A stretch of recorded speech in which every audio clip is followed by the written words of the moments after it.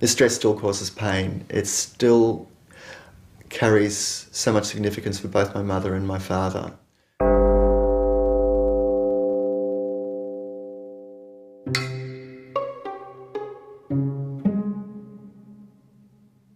I've got such a passion for the dress. It was the first dress I ever wore. It caught my eye when I was about 9 years old. That was my mother's engagement dress.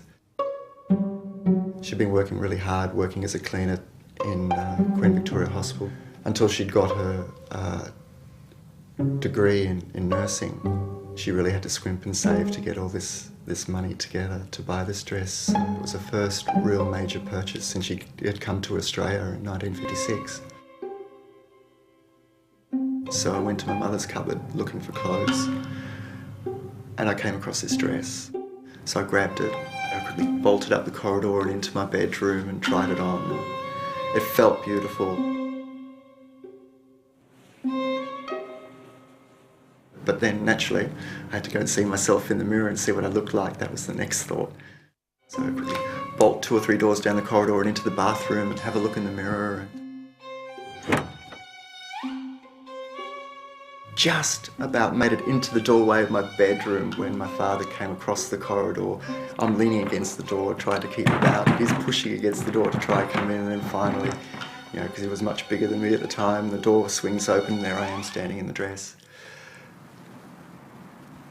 He was stunned. He just looked at me and he couldn't really say anything. He just said, "That's disgusting. Take it off."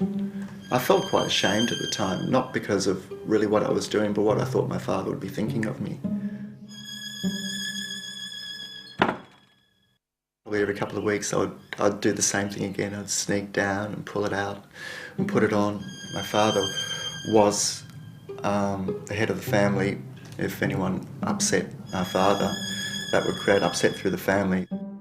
Even when I'd moved away from home, every time I'd stay at my parents' for a few days or anything, I still had to try this dress on. I asked my mum a few times if I could have it. My father, when I told him that I was starting the hormones, immediately disowned me, and my mother, being a very traditional mother, had to go along with it. She wanted to find a way to try and understand. Our relationship is still at the stage where my father won't see me or have anything to do with me, but every now and again my mother will. And the hardest thing to think of is the amount of joy and the amount of growth this has given me has come at the cost of a lot of pain for both my parents.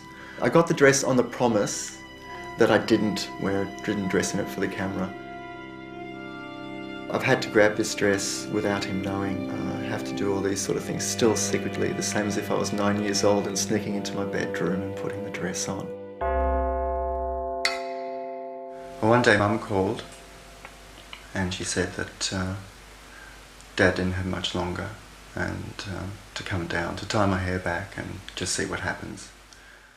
So I had it cut off all real short and spiky, and put on a suit jacket, dressed as a man, and went down and sat on his bed and waited to see what would happen.